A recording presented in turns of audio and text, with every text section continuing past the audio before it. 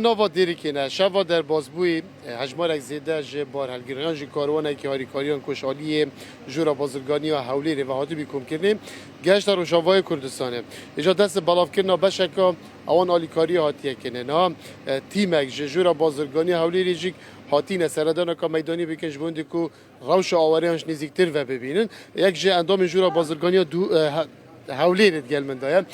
کاک حاجی ابراهیم گردی کاک حاجی زور بخیر بینوان دوینی کاروانی که وطن گیش چی بو لو کاروان چی تیا هبو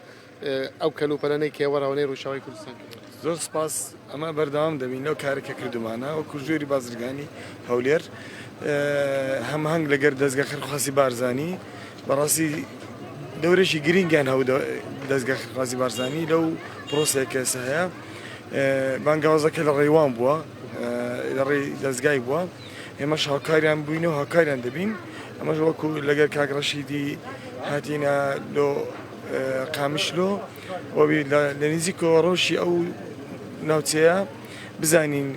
زیاتر هەندەری ئەو بازرگانانە بین زیاتر هاوکاری ڕۆژ ئاوا بکەن و لە هەمان کاتش کە چاوان بە ڕۆژەکە کە تیە بەڕاستی زەرگ بڕە لە هەمان کاتیش دەستگای خێرخوازی بارزانی بەڕاستی کارێکی تەنزیم و ئەکادیمیە ئەنجامدایە ئەم لێرەوە دەستخۆشیان دەکەم سپاسیان دەکەم باشه واپس سردان که میدانی بناو آوران کرد ورم شوانا چا دیش نزدیک و پویستی چه هیا راستی هم وکو جورا بازرگانی و حولی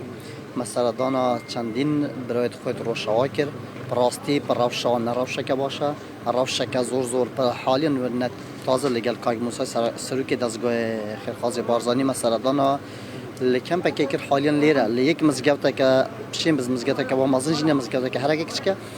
57 عائلت داشتی یعنی وضع که راستی باشنیه و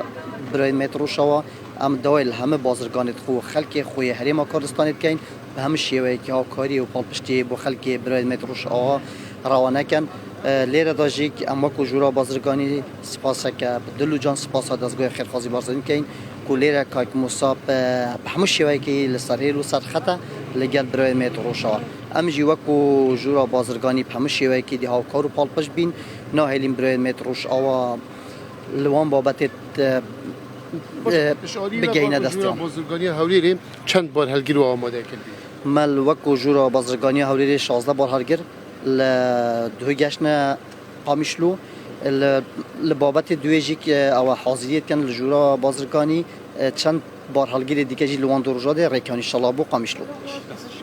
زور سپاس بر روداوجیک بله هجماره که زیده یا هاری کاریان یعنی نکل دری سنورین سیمال کا یعنی جک پیشا بورین